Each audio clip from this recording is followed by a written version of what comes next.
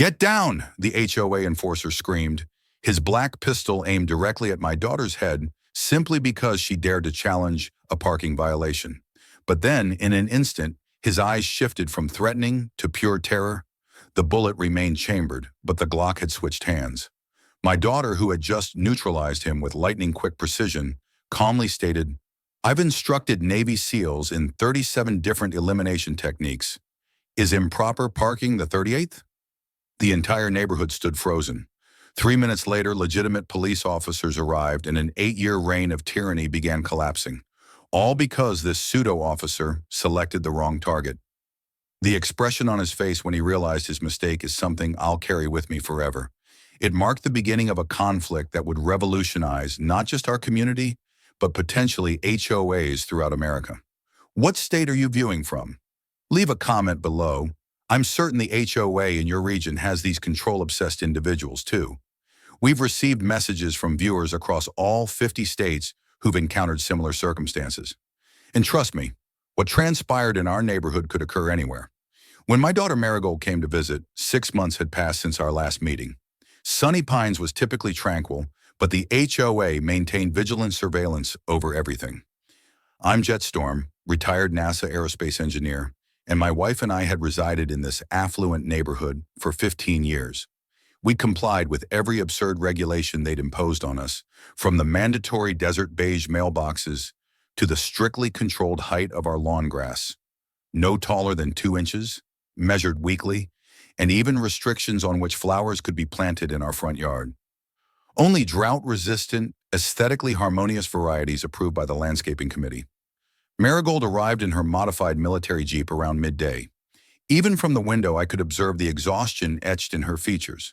She had just completed a 72-hour continuous training exercise with her SEAL candidates and driven 3 hours straight to see us. At 36, Marigold possessed 12 years of military experience, specializing in training Navy SEALs in tactical operations and survival psychology under extreme stress. Tough doesn't begin to describe her, but that day she appeared ready to collapse. Her normally alert hazel eyes were bloodshot from fatigue, and her athletic frame moved with the deliberate precision of someone battling complete exhaustion. "Dad, can you assist with these boxes?" she called from the driveway. "I brought you some equipment for the house."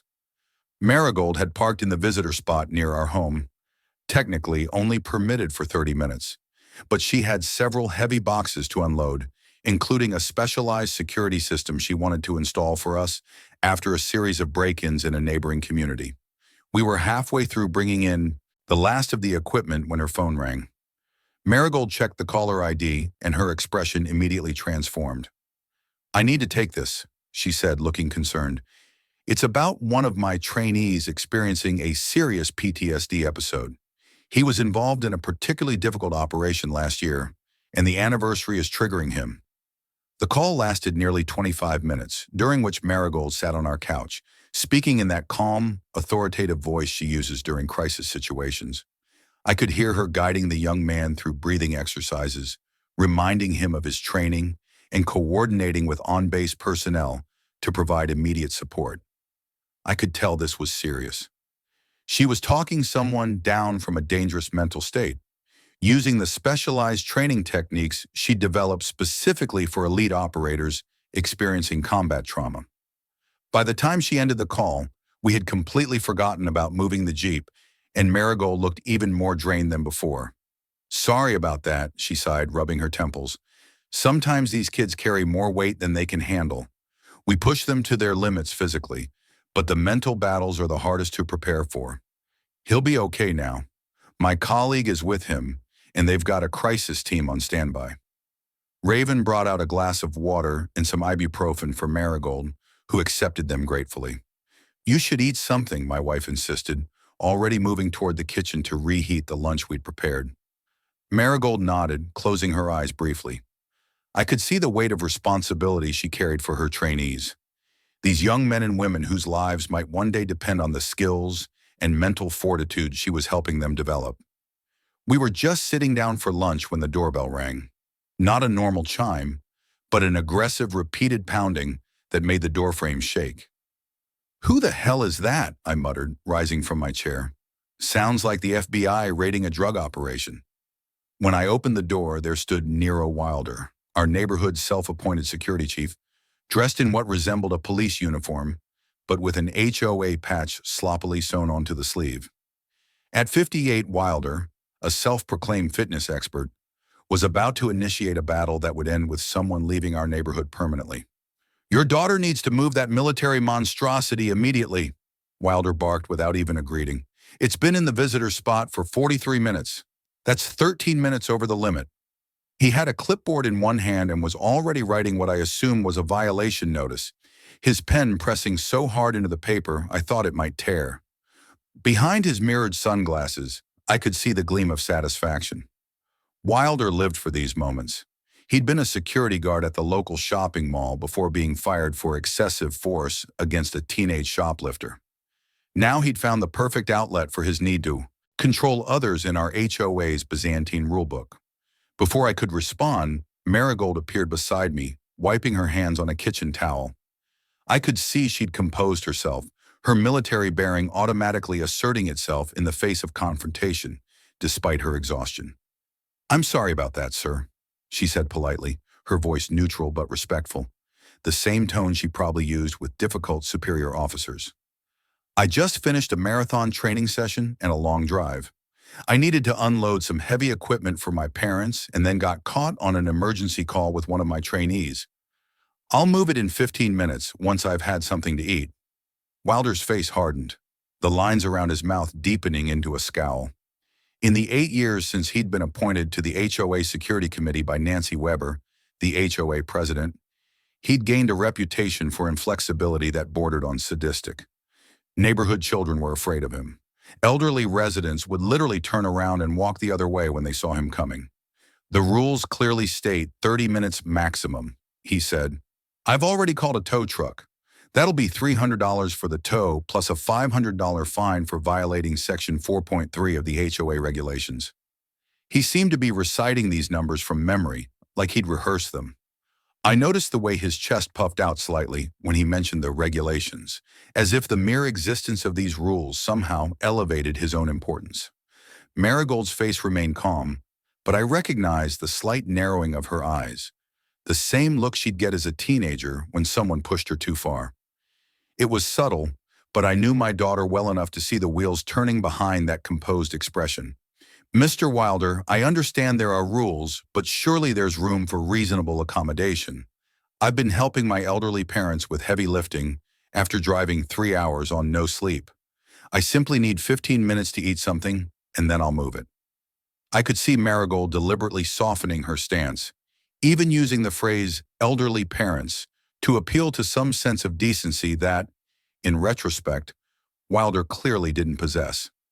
Instead of responding to this reasonable request, Wilder pulled out his phone and started recording Marigold, holding it inches from her face in a clear attempt to provoke a reaction. "I'm documenting your refusal to comply with HOA regulations," he said. "This will result in additional penalties. I have the authority to ensure compliance in this community. Do you know how many troublemakers I've had to deal with? People like you think the rules don't apply to them."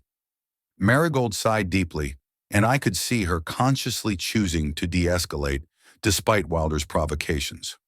"I'm not refusing to comply. I'm requesting a reasonable accommodation due to extenuating circumstances. I'll move the vehicle shortly." She turned to go back inside, clearly trying to end the confrontation before it could escalate further. That's when it happened. Wilder reached out and grabbed her arm, his fingers digging into her bicep. "You don't walk away when I'm talking to you." His voice had risen to a shout, and I saw my neighbor across the street peek out their window at the commotion. What happened next occurred in a flash. Despite her exhaustion, 12 years of military training kicked in automatically. Marigold, with military precision, swiftly neutralized Wilder, sending him stumbling backward into Raven's rose bushes. The look on his face as he scrambled to his feet was a mixture of shock, humiliation, and rage. His carefully constructed facade of authority had just been shattered in seconds. And worse, there had been witnesses. His sunglasses had fallen off, revealing small, watery eyes that bulged with fury. "You just assaulted a security officer," he screamed, his face turning an alarming shade of red as thorns from the rose bush clung to his uniform. "I'm coming back with real police."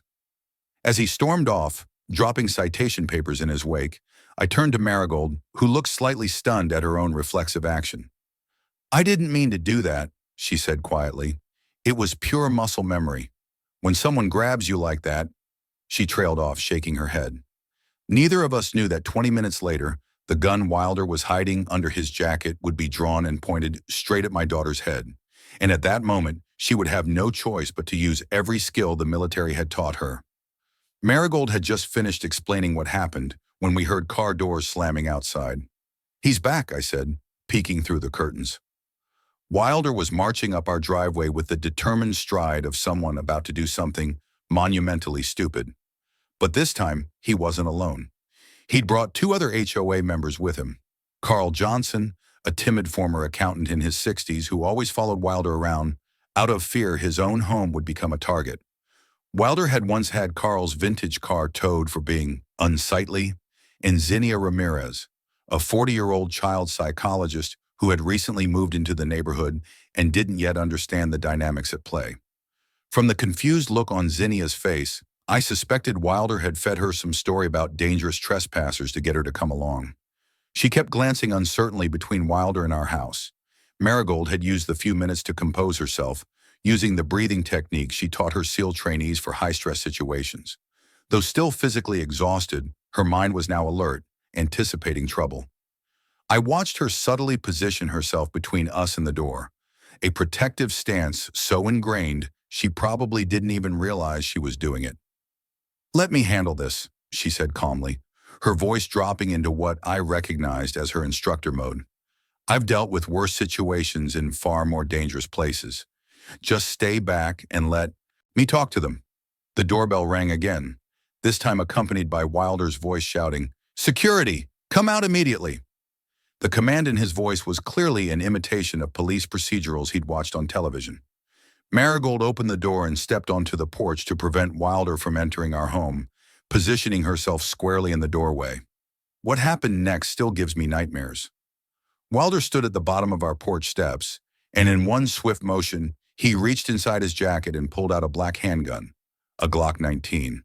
He pointed it directly at Marigold's face, his hand visibly shaking with what might have been fear, adrenaline, or simple inexperience with firearms. "Get on the ground now," he shouted, attempting to mimic police procedure he'd probably seen on television. "You're under arrest for assaulting an officer." Behind him, Carl's face drained of color, and Zinnia gasped, clearly not expecting this escalation. "Mr. Wilder," she stammered, taking several steps back, "you didn't say anything about guns. This isn't what you said we were coming here for." Carl looked like he might pass out, his eyes darting between Wilder's gun and Marigold, clearly regretting his decision to come along on this disastrous mission. Marigold didn't move. I watched in horror from the doorway as my daughter assessed the situation with preternatural calm. The distance between her and Wilder, approximately 12 feet, Carl and Zinnia's positions to the right, about 5 feet back from Wilder. Wilder's trembling trigger finger, a serious concern for accidental discharge. Neighborhood witnesses across the street. The Hendersons were now openly watching from their driveway, and potential escape routes. This entire tactical assessment likely took less than 2 seconds, something she'd been trained to do automatically in potentially life-threatening situations. When she spoke, her voice carried the weight and authority that had made her an exceptional trainer. "Mr. Wilder, you are committing a felony by pointing a firearm at me. Lower your weapon immediately." The command in her voice made even me want to obey. But Wilder was too far gone in his power trip, too invested in his fantasy of authority to back down now.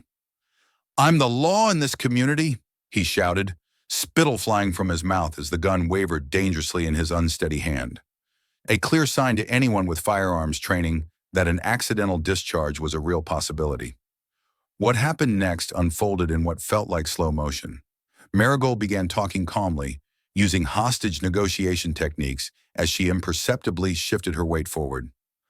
"I understand you feel disrespected, Mr. Wilder.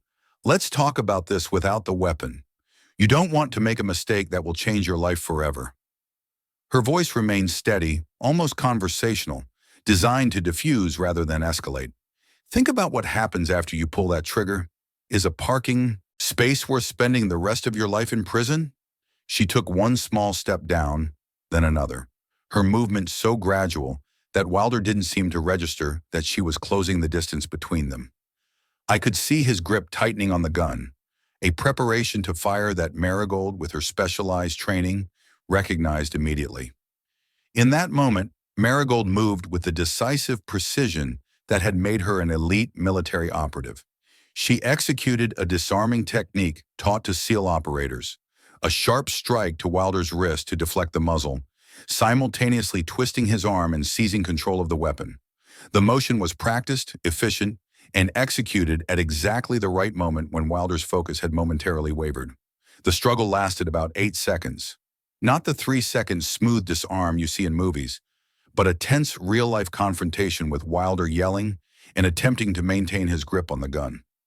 I heard Raven gasp behind me, and across the street, Mrs. Henderson was already on her phone, presumably calling 911. When it was over, Marigold had Wilder face down on our lawn, his arm locked behind him in a control position, the Glock safely in her other hand, finger properly indexed outside the trigger guard, as any responsible firearms handler would do. Zinnia and Carl stood frozen in shock as my daughter, still breathing heavily from the exertion, instructed me to call the real police. "Tell them there's been an armed assault and the weapon has been secured," she said with the same calm she might use to order coffee. "Make sure they know the situation is under control, but that the suspect was armed and may still be dangerous." I had already dialed 911, but I had no idea this was just the beginning of our battle with the mini-empire that Wilder and Nancy had built in our neighborhood over the past 8 years. I couldn't have imagined they would be able to mobilize the entire local justice system against us, or that a simple parking dispute would uncover a web of corruption that extended far beyond our quiet suburban streets. Officer Rodriguez arrived shortly, finding Marigold calmly restraining Wilder on the lawn, surrounded by violation notices and crushed rose bushes. She explained the situation with military precision, how Wilder had threatened her with a deadly weapon after a dispute over a parking violation, how she had been forced to disarm him for her own safety. "I have secured the firearm and rendered it safe," she told Rodriguez, who seemed impressed by her calm demeanor. "The magazine has been removed and the chamber cleared. There are no other weapons on his person that I could detect during the restraint." Rodriguez took careful notes as Marigold explained her background and training, which clearly lent credibility to her account. Wilder was handcuffed and placed in the back of the patrol car, still shouting threats and invoking his authority as HOA security, demanding that Officer Rodriguez recognize his jurisdiction in the neighborhood. "We'll need statements from all witnesses," Rodriguez told us, nodding toward the neighbors who had gathered to watch the commotion. "This is a serious incident." His partner was already interviewing Carl and Zinnia, both of whom looked shaken. Carl kept wringing his hands and glancing nervously at Wilder in the patrol car, while Zinnia was explaining animatedly, clearly distancing herself from Wilder's actions. I felt a wave of relief, believing the system would work as it should. That relief was short-lived. Less than 2 hours later, while we were still giving our statements at the local police station, the atmosphere suddenly changed. Officers who had been professional and concerned began exchanging looks and whispering among themselves. Then I saw why. Nancy Weber had arrived with Police Chief Thompson. They strode into the station like they owned it. Nancy in her immaculate business suit and pearl necklace, Thompson with his chest puffed out importantly. I immediately recognized their relationship from community events. Nancy's husband James was Thompson's golfing buddy, and the HOA made regular contributions to the police fund, mostly for community safety initiatives that never seemed to materialize. "There seems to have been a misunderstanding," Chief Thompson announced, reviewing the paperwork with barely a glance. His dismissive tone made it clear he'd already decided the outcome before hearing any evidence. Mr. Wilder was performing his community safety duties when he was attacked. I watched in disbelief as Wilder was uncuffed and his gun returned to him, Thompson clapping him on the shoulder like an old friend. "But he pointed a loaded weapon at my daughter over a parking space," I protested, feeling my blood pressure rise. There are multiple witnesses. Thompson fixed me with a cold stare, the kind that reminded you exactly who held power in this town. According to Mr. Wilder, he only drew his weapon after feeling threatened by your daughter, who he claims has military combat training. It's her word against his, and without clear evidence. He let the implication hang in the air, deliberately ignoring the fact that neighbors had witnessed the entire incident. Nancy Weber stood beside him, a satisfied smile on her face that made me want to throw something. That evening, we learned an emergency HOA meeting had been called for the following night. Through a sympathetic neighbor who served on the landscaping committee, we obtained a copy of the agenda. Vote to evict the Storm family for violating community safety standards and assaulting security personnel. The document was full of inflammatory language describing Marigold as dangerously unstable and a threat to community safety. Marigold didn't panic. Instead, she called Michael Chin, her college friend who had become a civil rights attorney specializing in HOA overreach cases. This isn't just about parking anymore, she told him, pacing our living room with the phone pressed to her ear. There's something bigger happening here. They're using the HOA as a personal fiefdom, and they've got the police chief in their pocket. As Michael arrived the next day, sleek in his tailored suit and carrying a briefcase full of legal documents, we noticed our neighbors avoiding eye contact, hurrying inside when they saw us. The fear was palpable. Everyone knew what happened to those who crossed Wilder and Nancy. The Patels had their garden destroyed after complaining about arbitrary rule changes. The Gonzaleses faced weekly inspections for months after questioning a special assessment fee. The fear was a tool carefully cultivated over years. Marigold and Michael discovered Wilder's criminal history, including a sealed assault record and connections to the police chief. The pattern was becoming clear. Wilder had a history of violence that Thompson had helped conceal. More disturbing was what they found about previous residents who had crossed the HOA. One elderly couple, the Rosenbergs, had been forced to sell their home at a significant loss after continuous harassment and escalating fines for violations that no one else was cited for, only for the property to be purchased by Nancy's brother at below market value and flipped for a substantial profit months later. This wasn't just petty tyranny, it was a real estate scam dressed up as community governance. Our mailbox filled with violation notices, $500 for improper lawn maintenance.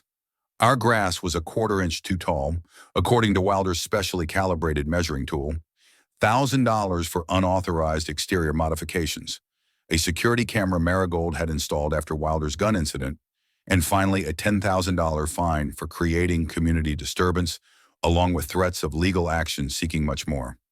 HOA inspectors, really just Wilder's friends, began patrolling outside our home 24/7, photographing and noting every activity. Our water was temporarily shut off for maintenance that somehow only affected our house, and we received warnings that electricity might be next due to safety concerns that were never specified. "They're trying to make us leave," Marigold observed as we sat in our darkened living room that evening, using flashlights because our porch lights had mysteriously stopped working after a surprise electrical inspection. "But they don't know who they're dealing with.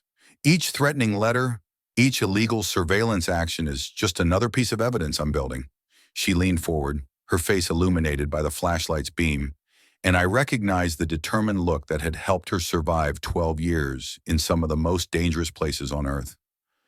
"And I've just discovered something explosive about how Wilder and Nancy have been embezzling HOA funds for years, and some of that money has been going straight into Police Chief Thompson's pocket. They've created a perfect little corrupt system.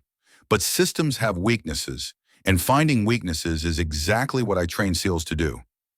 The situation escalated as Marigold documented violations, and Wilder continued his harassment.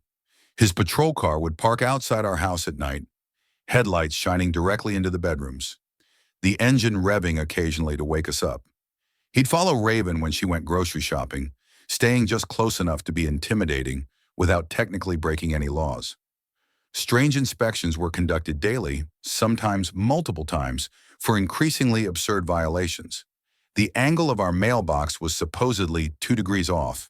The shade of white on our window trim didn't match the approved color palette exactly. The birds visiting our feeder were non-native species and therefore prohibited. One morning we woke to find our garden destroyed. Plants uprooted, ornaments smashed, even the small bench Raven sat on while tending her flowers had been splintered into pieces. This vandalism was followed an hour later by a violation notice for unsightly yard conditions, with another $1,000 fine. The psychological toll was beginning to show on my wife, who had begun having trouble sleeping, jumping at every sound outside. But Marigold remained focused, her military training preparing her for exactly this kind of sustained pressure campaign. Marigold had set up discreet surveillance cameras, capturing evidence of Wilder's harassment, including him sabotaging our sprinkler system, methodically opening each control valve just enough to ensure a slow leak that would drive up our water bill. "I'm following the money trail," Marigold said. Marigold and Michael worked with Rebecca Torres, a former HOA treasurer who had gathered evidence of the HOA's financial corruption. Those records revealed a shocking pattern of financial abuse that went far beyond petty power trips. The HOA collected over $600,000 annually from Sunny Pines residents, but much of that money was being diverted through a complex web of fraudulent payments, $75,000 annually for security services, essentially Wilder's personal salary for harassing residents, $120,000 for management consulting to a shell company owned by Nancy that performed no actual services, and various inflated maintenance contracts to companies owned by their friends and family members that charged triple the market rate for subpar work. Most disturbing was a regular payment listed as Community Safety Fund contribution that went directly to a campaign account for Police Chief Thompson, carefully disguised as legitimate donations, but clearly representing hush money for turning a blind eye to their activities. They've stolen over $250,000 from the community in the past 5 years, Michael concluded after reviewing the documents, whistling low under his breath. This isn't just an HOA issue anymore. This is criminal conspiracy, fraud, embezzlement, and probably tax evasion too. Marigold organized secret meetings with disgruntled residents at Michael's home outside the neighborhood to avoid surveillance. Gradually, people began to share their stories. The Martinez family had been fined because their children were too noisy, playing in their own backyard. Mrs. Johnson had been threatened with legal action because her son with autism sometimes wandered into other yards. The Levines had faced relentless harassment after questioning why the community pool renovation kept being delayed despite increased fees. They discovered Wilder had been routinely entering the backyards and even homes and of residents while they were away. An illegal activity captured on several home security systems, but never reported due to fear of retaliation. Even more disturbing, they found emails between Nancy and Wilder discussing strategies to clean up the neighborhood by forcing out undesirable families through targeted harassment and selective enforcement of rules, a euphemism for pushing out elderly residents, families with children, and minorities who didn't fit their vision of an exclusive community.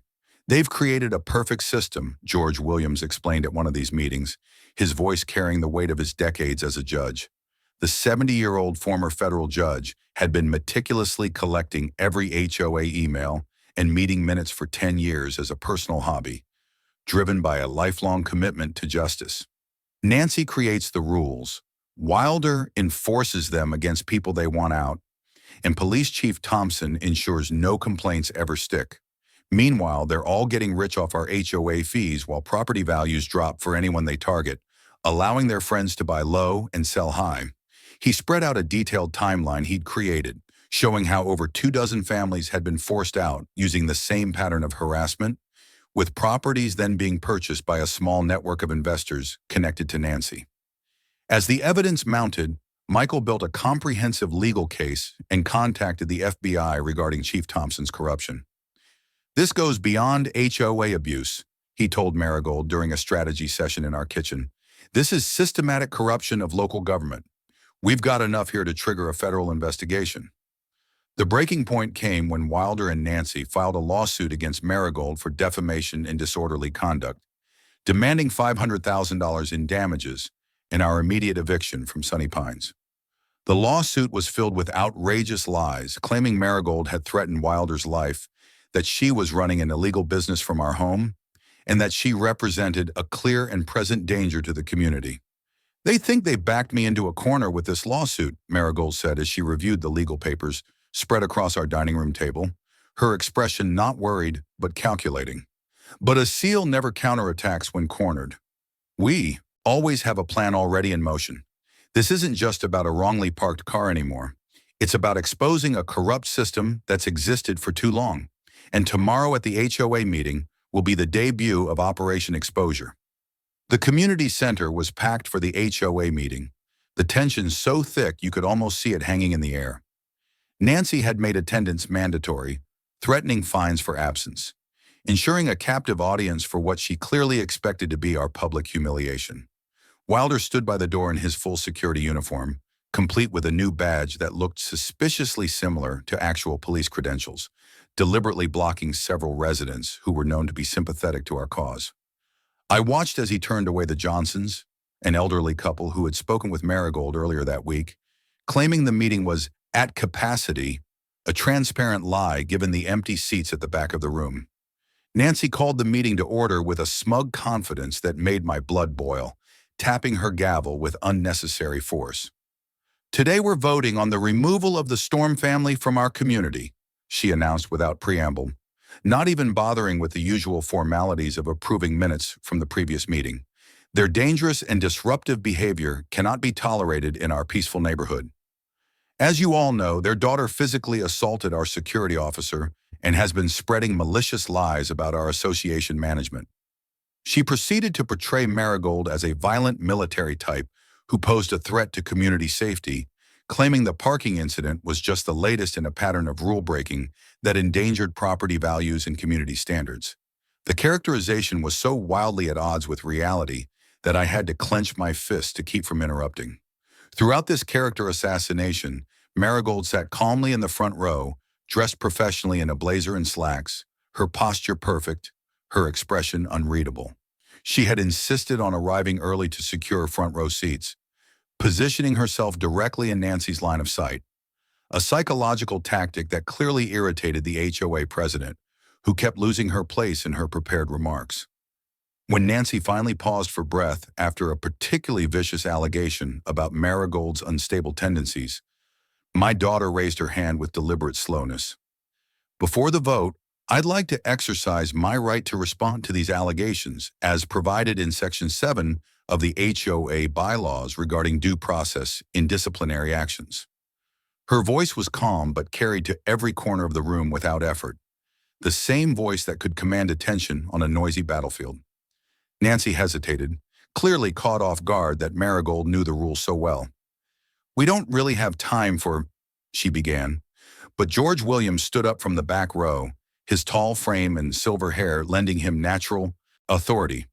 "Point of order," he called out in his authoritative judge's voice that had once presided over federal cases. "The bylaws clearly state that any resident facing punitive action has the right to address the community before a vote. That's been the rule since 1992 when the association was first formed. It's on page 17, paragraph 4 of the governing documents." Murmurs spread through the room as Nancy reluctantly yielded the floor, her face flushing with barely controlled anger. Marigold connected her laptop to the projector and began a meticulously prepared presentation that represented weeks of investigation. "This isn't about a parking violation," she began, her voice steady and matter-of-fact. "It's about systematic abuse of power and financial fraud that has victimized every homeowner in this room." She displayed spreadsheets showing the HOA's financial records, highlighting the suspicious payments to Wilder, Nancy, and their associates. The projected numbers were color-coded and annotated, making the discrepancies impossible to miss even for those without financial training. "Your annual dues of $3,000 per household aren't going to community improvements," she explained, clicking through to a pie chart that showed the actual allocation of funds. "They're going into the pockets of the people running this HOA through inflated contracts, fake security services, and consulting fees for work that's never performed." Nancy tried repeatedly to interrupt, her face growing redder by the minute, but residents shouted her down, engrossed in the financial revelations. Many were taking photographs of the slides with their phones, documenting the evidence. Wilder began moving toward Marigold with clear intimidation in his stance. his hand drifting toward the spot where his gun would normally be. But several larger men from the community, including Mr. Patel and Mr. Gonzalez, both of whom had suffered years of harassment, stepped into his path, silently forming a protective barrier between him and the presentation. Just as Nancy reached for her phone, presumably to call Chief Thompson for backup, the community center doors swung open with dramatic timing that couldn't have been better if we'd planned it. Police Chief Anderson from the neighboring county entered, accompanied by a stern-looking woman in a suit who immediately commanded attention. "Nancy Weber and Nero Wilder," the woman called out, her voice carrying official weight. "I'm Special Agent Carter with the FBI.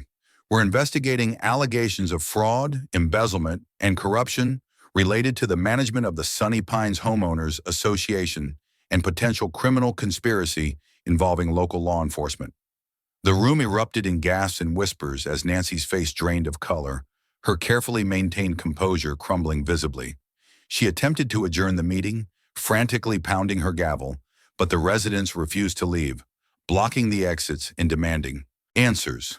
What followed was a cascade of revelations that unfolded like the final act of a courtroom drama. Rebecca Torres stepped forward with original financial documents showing years of fraudulent activity, her hands shaking but her voice steady as she explained how she'd been silenced when she first discovered the discrepancies. "They threatened to destroy my catering business if I spoke up," she told the stunned audience. "I was afraid, but I couldn't let it continue." Marigold played videos of Wilder trespassing on private property and brandishing his unauthorized firearm, the high-definition footage clearly showing his face as he snuck through backyards and peered into windows. Michael presented evidence of how Nancy and Wilder had systematically harassed and forced out numerous families over the years, connecting the dots between their departure and subsequent below-market property purchases by Nancy's associates. One by one, residents stood up to share their experiences of intimidation and fear, finding courage in numbers and the presence of law enforcement not controlled by Thompson. Mrs. Gonzalez described being fined $2,000 because her Christmas lights stayed up one day, too long after her husband was hospitalized with a heart attack. Mr. Patel revealed how Wilder had threatened to report his home-based software consulting business to immigration authorities if he complained about arbitrary rule changes that seemed targeted at families of South Asian descent. The Johnsons, who had snuck in through the back door after being turned away, explained how their handicap ramp had been deemed architecturally inconsistent and torn down while they were on vacation, leaving their daughter, who used a wheelchair, unable to enter their home without being carried. As Chief Anderson announced Wilder's arrest on multiple charges, including unlicensed possession of a firearm, criminal threatening, trespassing, and impersonating a law enforcement officer, I watched the realization dawn on Wilder's face. The mask of authority crumbled, replaced by the expression of a small man seeing his fantasy world collapse. How had this happened? How had one woman dismantled his entire power structure? Nancy attempted to leave, but was intercepted by Agent Carter with embezzlement and fraud charges. When the handcuffs closed around Wilder's wrists, I caught a glimpse of utter disbelief in his eyes. Perhaps he was wondering how his empire had crumbled so completely. But the story wasn't over yet, because I still had one final ace up my sleeve, something that would change how HOAs operate across America. The aftermath unfolded over the following months like a wave of justice, sweeping through not just our community, but the entire region. Wilder faced multiple felony charges: unlicensed firearm possession, assault with a deadly weapon, trespassing, impersonating law enforcement, extortion, and numerous other counts that filled an entire page of the indictment. The evidence against him was overwhelming, bolstered by testimony from dozens of residents who finally felt safe enough to come forward with their own experiences of intimidation and abuse. His tough guy facade crumbled during the preliminary hearing, where he reportedly broke down crying when denied bail due to being a danger to the community, the very phrase he had used to describe Marigold. Nancy Weber faced charges of embezzlement, fraud, bribery, and extortion, her carefully cultivated image as a community leader in tatters. The forensic audit revealed she had personally diverted over $300,000 of HOA funds into her own accounts, disguised as consulting fees and service contracts.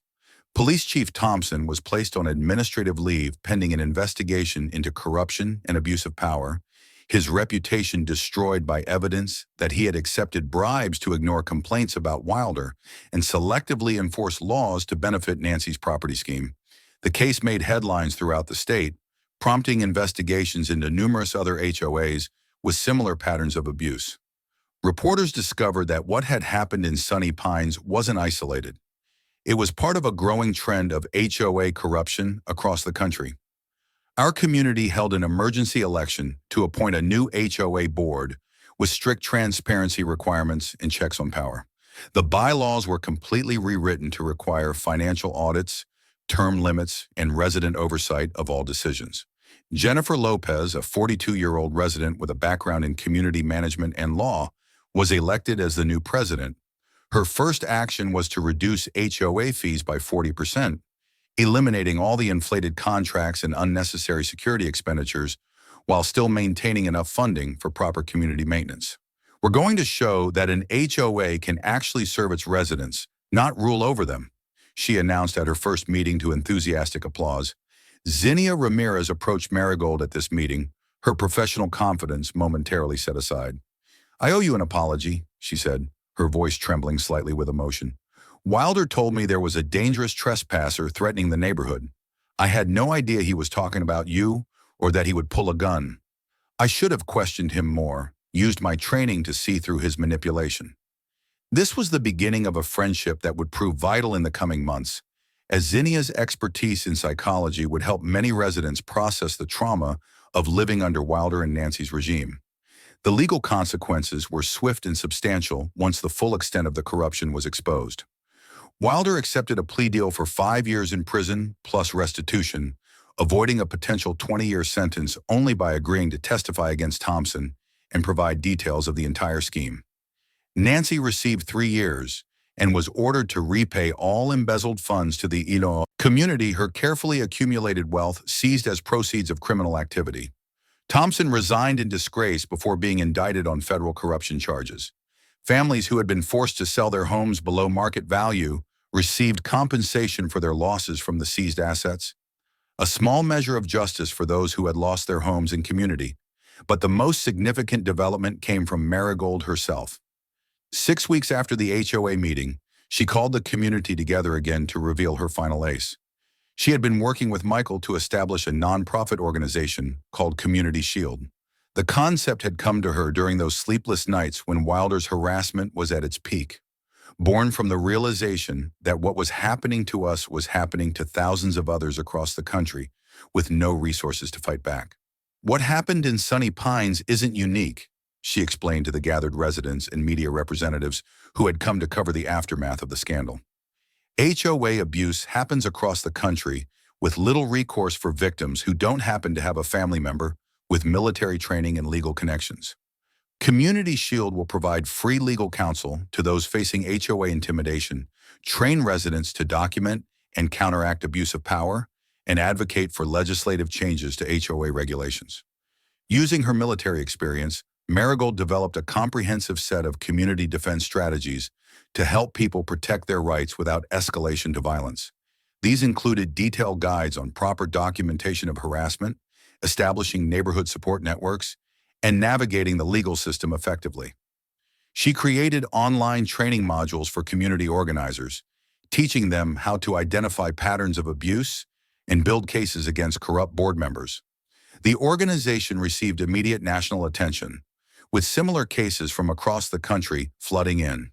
Within its first year, Community Shield assisted dozens of communities in standing up against abusive HOAs, successfully removing corrupt board members, and recovering misappropriated funds in over 30 cases nationwide. Sunny Pines transformed into a model for healthy HOA management, with transparent rules and balanced power structures that other communities began to emulate. The Storm Standard, as it came to be known in property management circles, incorporated mandatory financial audits, term limits for board members, and a resident-led oversight committee with real power to check abuses. Our community became a case study in proper governance, with professionals from across the country visiting to learn how to implement similar reforms. When Marigold wasn't training SEAL candidates, she traveled the country giving workshops on community empowerment and resisting institutional bullying, using our story as a template for positive change. A documentary filmmaker began, chronicling the Sunny Pines story as part of a larger examination of HOA abuse in America, bringing national attention to a problem that had been festering in suburban communities for decades.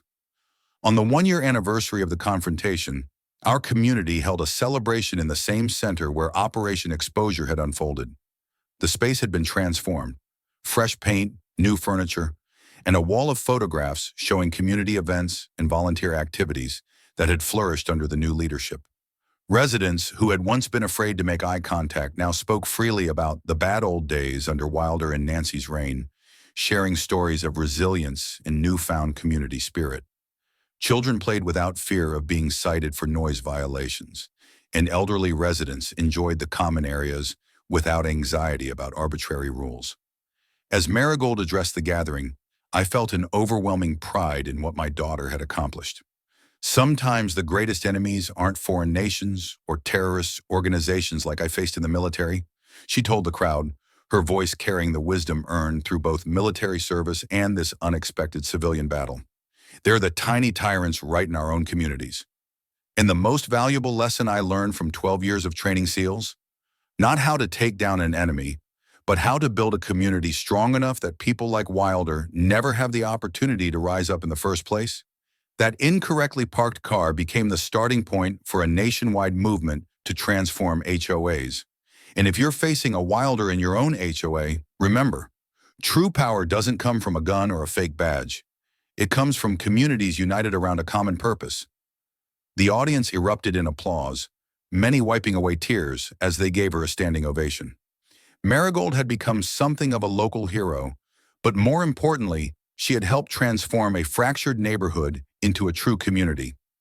After the speeches, as people mingled and shared refreshments, I watched her deep in conversation with a group of residents planning a community garden in what had once been an ornamental-only space.